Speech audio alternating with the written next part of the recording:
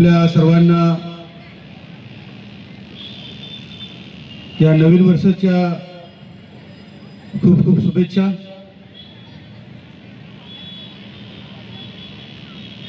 दोन 2026 आपला हा क्रीडा महोत्सव हे तिसरे वर्ष आहे। आजपासून या ठिकाणी आपल्या स्पर्धांना सुरुवात होणार आहे। या स्पर्धांचं या क्रीडा महोत्सवाचं आपण या ठिकाणी उद्घाटन आता करणार आहोत। या प्रसंगी उपस्थित या मंचावरील सर्व आदरणीय सन्माननीय सर्व सदस्य, सर्व अधिकारी, प्रमुख पाहुणे म्हणून आपल्या डहाणूचे प्रांताधिकारी खत्री साहेब, आपल्या डहाणूच्या डीवायएसपी कंसे मॅडम, आपल्या जिल्ह्याचे क्रीडाधिकारी, आपल्या डहाणूचे तहसीलदार, सर्व लोकप्रतिनिधी, सभापती, उपसभापती, नवीन आलेले सर्व नगरसेवक, त्याचप्रमाणे आपल्या डहाणू नगर परिषदेचे नवीन नवनिर्वाचित नगराध्यक्ष मान्य श्री राजेंद्र माची साहेब,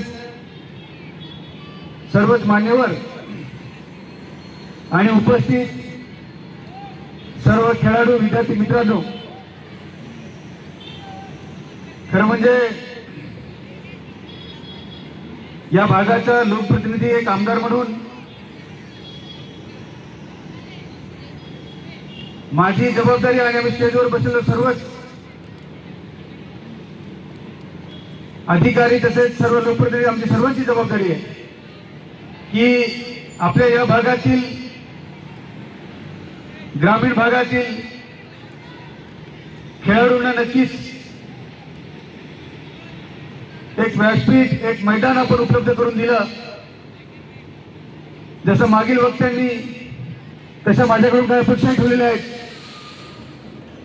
की आपल्या ह्या भागातले खेळाडू हे जिल्हा, राज्य, देश पातळीवर आणि ऑलिम्पिक मध्ये गेले पाहिजे, अशा प्रकारच्या अपेक्षा या ठिकाणी त्यांनी व्यक्त केलेल्या आहेत।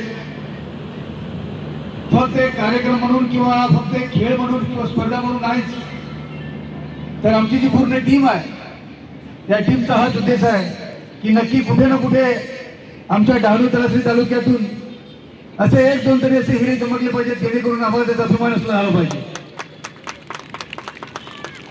आणि तो उद्देश आम्ही ठेवलेला आहे।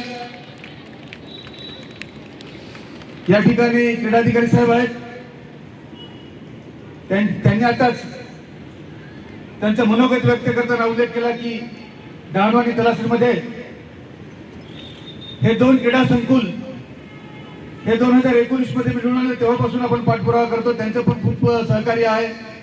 आज ते पालघर या ठिकाणी आलेत। आपण शेवटच्या टप्प्यामध्ये आहोत, काही परवानगी घ्यायच्या राहिल्यात।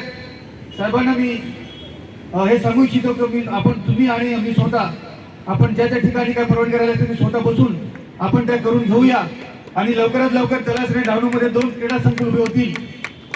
एका क्रीडा संकुलला 5 कोटीचा निधी हा आपल्याला आपण आणलेला, आपल्याला मिळालेला आहे आणि तुम्हाला भविष्यामध्ये एक चांगलं क्रीडा संकुल उपलब्ध करून देण्यात येईल की आपले ह्या भागातले जे खेळाडू आहेत त्या ठिकाणी त्यांचा सराव किंवा खेळ हे नेहमी सराव करून आपल्याला पुढे जाता येईल, अशा प्रकारचे नियोजन हे आम्ही करत आहोत।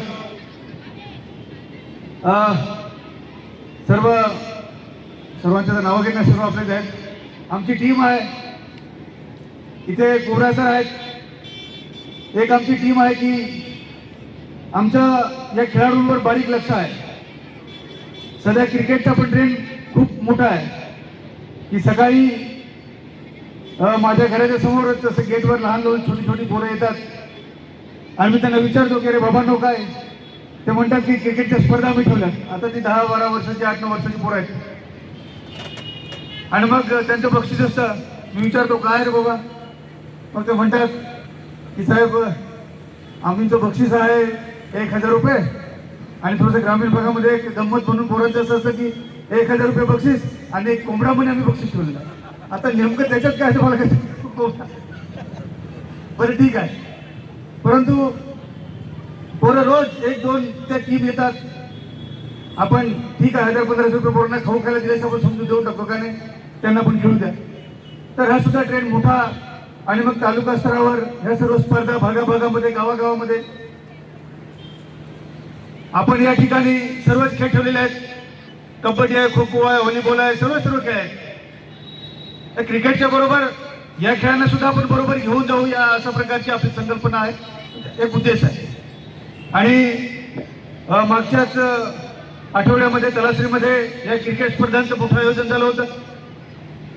पुढचं नियोजन आमचं क्रिकेटच्या बाबतीत असं आहे की एका ग्रामपंचायतची एक टीम, एका ग्रामपंचायतमधून एक टीम आणि मग ते खेळवायचे. त्याच्यातून 2 तालुक्यांमधून एक टीम तयार करायची, ती पुढे जिल्ह्याला जाईल. जिल्ह्यातून कुठे आपल्याला पुढे घेऊन जाता येईल तर ते सुद्धा आमचे प्रयत्न आहेत. ओळख तर माझी गरीब आमदार म्हणून आहे, परंतु कोणाकडे तरी फंड जमा करू किंवा कोणाकडे उष्ण पैसे घेऊ, परंतु त्या खेळाडूला आर्थिक मदत करून सुद्धा त्याला पुढे घेऊन जाण्याचा प्रयत्न हे नक्कीच आपण करणार आहोत. आपल्या या भागातील जरी आपले ग्रामीण आदिवासी तालुके जरी असले तरी बिगर आदिवासी समाज जो आमचा आहे, बरेच या ठिकाणी समाज एकत्र आणून आपण या दोन्ही तालुक्यांना कसे पुढे घेऊन जाऊ अशा प्रकारचे प्रयत्न आमचे आहेत. सर्वच शाळांना आम्ही हे पत्र दिलेलं आहे. जिल्हा परिषद असतील, आश्रमशाळा असतील, या भागातल्या काही खाजगी संस्थेच्या शाळा आहेत त्यांना पण आपण पत्र दिलेले आहेत. त्या सर्वच मुलांना सांगितलं की तुम्ही या स्पर्धांमध्ये आपण पार्टिसिपेट झालं पाहिजे. त्यांच्याकडून सुद्धा मोठं सहकार्य आपल्याला मिळत आहे. या गेल्या दोन वर्षामध्ये आपण ते सर्व पाहिलेलं आहे. आणि या ठिकाणी ह्या स्पर्धा जवळजवळ 4 दिवस चालतील. मुलांना शैक्षणिक क्षेत्रामध्ये आणि क्रीडा क्षेत्रामध्ये एक गरुड खेप त्यांनी घेतली पाहिजे, अशा प्रकारचे यश प्राप्त केलं पाहिजे, हे प्रयत्न आपले आहेत. त्याचप्रमाणे या भागातील जो शेतकरी आहे, जो कामगार आहे, जो अल्पसंख्याक सर्वच जो नागरिक आहे, त्यांच्यासाठी पण आपण प्रयत्न करतोय. शेतकऱ्यांना मोठं सहकार्य करण्याचा प्रयत्न करतोय आपण. आणि म्हणून तुम्ही आठवड्याभरापूर्वीच आमचं शेतकऱ्यांचं आंदोलन कदाचित पाहिलं असेल, तेही आम्ही घेऊन जातो सरकार दरबारी की बाबा आमच्या शेतकऱ्यांच्या काही मागण्या त्या तुम्ही पूर्ण केल्या पाहिजेत. ही सर्व जबाबदारी आपण पार पडत असताना आज सर्व या ठिकाणी आपल्या भागातील सर्व कर्तृत्ववान सर्व अधिकारी या ठिकाणी आहेत, चांगल्या प्रकारे काम करतायत. एक लोकप्रतिनिधी म्हणून मला सुद्धा त्यांचं खूप सहकार्य होतं. सर्व अधिकारी वर्ग आणि स्वतः मी, आपली सर्व टीम आपण या भागासाठी काम करतो. मागच्या वेळेस आपण या ठिकाणी विधान परिषदेचे आमदार सचिन आहेर साहेब यांना बोलवलं होतं. त्याच्या आदल्या वर्षी आपण बाळासाहेब थोरात साहेबांना या ठिकाणी बोलवलं होतं. यावेळेस सुद्धा चर्चा झाली आमची की कोणत्या नेत्याला बोलवायचं. आमच्या टीमला मी सांगितलं की यावेळेस आपण कोणत्या नेत्याला बोलवायचं नाही, तर आपल्या इकडे जे सर्व अधिकारी काम करतात रात्रंदिवस त्यांना या ठिकाणी आपण स्टेजवर बोलवायचं, अशा प्रकारची आपण यावेळेस भूमिका घेतली. आणि म्हणून खरं म्हणजे डीवायएसपी मॅडम आहेत, क्रीडा अधिकारी आहेत, तहसीलदार आहेत, प्रांत अधिकारी साहेब, या सर्वांचंच आणि सर्वच मान्यवर इथे आहेत, या सर्वांचंच मी खूप खूप आभार मानेन. कारण आपण या कार्यक्रमाला उपस्थित राहून या आमच्या कार्यक्रमाची शोभा आपण वाढवलेली आहे आणि आपण शुभेच्छाही दिलेल्या आहेत आणि काही अपेक्षाही ठेवल्या आहेत. नक्कीच त्या पूर्ण करण्याचा एक आमदार म्हणून मी प्रयत्न करेन. इथे थांबतो. धन्यवाद.